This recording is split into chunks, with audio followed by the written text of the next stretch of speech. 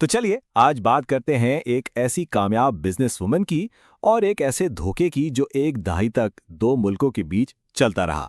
ये फातिमा की कहानी है। एक ऐसी औरत जिसकी जिंदगी एक ऐसे शख्स ने बिल्कुल बदल कर रख दी जिस पर वो पूरा भरोसा करती थीं।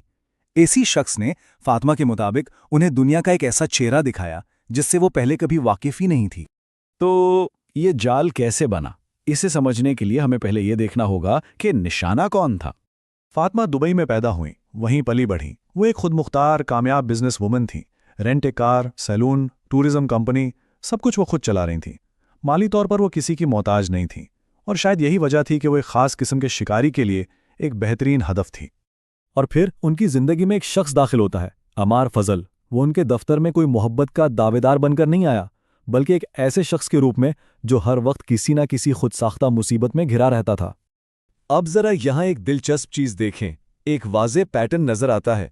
पहले दिन बिजनेस पार्टनर बनने की नाकाम कोशिश, एक हफ्ते बाद अचानक उसकी गाड़ियां सैलाब में फंस जाती हैं और उसे मशवरा चाहिए।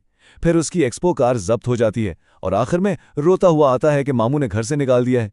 उसने जानबूझकर खुद को एक बेबस इंसान के तौर पर पेश किया ताकि फातिमा, जो हर मसले का हल निकालना जानती थी, उसकी मदद करने पर मजबूर हो जाए।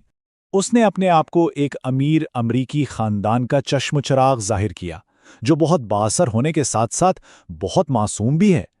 फातिमा ने बाद में बताया कि वो उन्हें दुनिया का सबसे शरीफ आदमी लगा, लेकिन हकीकत बिल्कुल मुख्तलिफ थी। शादी से ठीक पहले पहली बड़ी खतरे की घंटी बजी। उसने एक बहुत ही अजीब कहानी सुनाई कि उसके वालिद का नाम सिस्टम में उसके वालिद के तौर पर दर्ज नहीं है क्योंकि उन्होंने अमरीकी शहरियत ले ली थी। ये एक ऐसा झूठ था जो मुस्तकबिल में कागजात में आने वाले फर्क को छुपाने के लिए घड़ा गया था। इसके बाद पाकिस्तान में बहुत जल्दबाजी में शादी कर ली गई। बहाने ये बनाया गया कि इसका बड़ा खानदान दुबई नहीं आ सकता, और बस यहीं से जाल तंग होना शुरू हो गया। तो यहाँ जो सबसे अहम बात है वो ये कि ये सिर्फ मुल्क बदलना नहीं था, ये एक पूरा मंसूबा था फातिमा की शनाख्त और इनकी आज़ादी को ख़त्म करने का। उन्हें कहा गया कि सब कुछ बेच दो ताकि अमेरिका के वीज़े के लिए पाकिस्तान में बैंक स्टेटमेंट बन सके। फिर उनका शनाख्ती कार्ड बदला गया, उनका नाम वालिद की जगह उसके नाम पर किया गया और उनके ख़ानदान का पता तक सरकारी रिकॉर्ड से हटा दिया गया। यानी उनके माजी से सारे सरकारी ताल्लुकात ही ख़त्म कर दिए गए। और ये सब कुछ अमेरिका में एक नई जिंदगी के ख्वाब के नाम पर हो रहा था जो कभी हकीकत बनना ही नहीं था। और फिर अगले 10 साल फातिमा के लिए एक डरावने ख्वाब की तरह थे। तशद्दुद, मुबैना तौर पर नशे का इस्तेमाल और एक ऐसा ख़ानदान जो उसे सबसे अलग थलग करने में बराबर का शरीक था। सारा पैसा उसके कंट्रोल में था। इस दौरान उनके 4 बच्चे भी हुए, लेकिन वो शायद ही कभी फातिमा के साथ वक्त गुजारता। वो हमेशा अपनी माँ या बहनों के साथ होता था, और जब फातिमा पर तशद्दुद किया जाता तो बच्चों को दूसरे कमरे में बंद करके टीवी की आवाज़ ऊंची कर दी जाती थी ताकि चीखें बाहर ना जा सकें। 10 साल के उस जुल्म के बाद फातिमा ने हिम्मत की।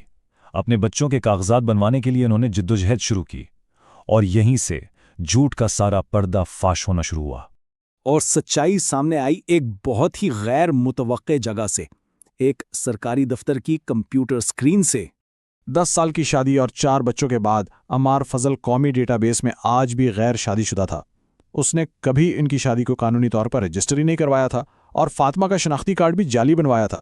इस इंकशाफ के बाद एक और भी ज्यादा चौंका देने वाली हकीकत सामने आई। फातिमा ने अमार की पहली बीवी को ढूंढ निकाला, जिसे हमल के दौरान ही घर से निकाल दिया गया था। और जब इन दोनों ने बात की तो उन्हें पता चला कि उनकी कहानियां बिल्कुल एक जैसी थीं।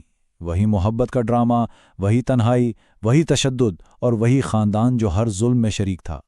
लेकिन अब फातिमा एक मजलूम नहीं है, वो एक फाइटर हैं। वो लड़ रही हैं, सिर्फ अपने लिए नहीं बल्कि सिस्टम की इन खामियों को भी सामने लाने के लिए जो ऐसे लोगों को दूसरों की जिंदगियां बर्बाद करने का मौका देती हैं। 11 ये उन केसेस की तादाद है जो फातिमा इस वक्त अम्मार और उसके खानदान के खिलाफ लड़ रही हैं, अपने हुकूक और अपने बच्चों के मुस्तकबिल के लिए। 3 मुबैना तौर पर यह अमार की बीवियों की तादाद है। पहली पाकिस्तान में, दूसरी फातिमा दुबई से और तीसरी अज़रबैजान में, और ये सब कुछ सरकारी तौर पर सिंगल रहते हुए। और फातिमा को खामोश कराने के लिए अब अम्मार और उसका खानदान ब्लैकमेलिंग पर उतर आया है। फातिमा को उनकी भेजी हुई जाती वीडियो से ब्लैकमेल किया जा रहा है। धमकियां दी जा रही हैं कि अगर केस वापस ना लिए तो वीडियोस इंटरनेट पर डाल दी जाएंगी। उनके खिलाफ झूठी पुलिस रिपोर्ट्स दर्ज करवाई जा रही हैं। एक रिपोर्ट में तो ये तक कहा गया कि वो बंदूक लेकर उनके घर में घुसे और चोरी की। लेकिन वो अब भी लड़ रही हैं और डरने से इनकार कर रही हैं। فاطمہ کا سب سے بڑا پیغام اب سسٹم کی ایک بہت بڑی خامی کو ٹھیک کرنے کے بارے میں ہے۔ پاکستان میں نکاح خود بخود قومی ڈیٹا بیس میں رجسٹر نہیں ہوتا، اسے خود جا کر رجسٹر کروانا پڑتا ہے، اور یہی وہ لوپ ہول ہے جس کا فائدہ اٹھا کر لوگوں کو دھوکہ دیا جاتا ہے اور ان کے قانونی حقوق چھین لیے جاتے ہیں۔ فاطمہ چاہتی ہیں کہ دبئی کی طرح یہاں بھی ایک آٹومیٹک میرج رجسٹریشن سسٹم ہو تاکہ کوئی اپنی شادی چھپا ہی نہ سکے۔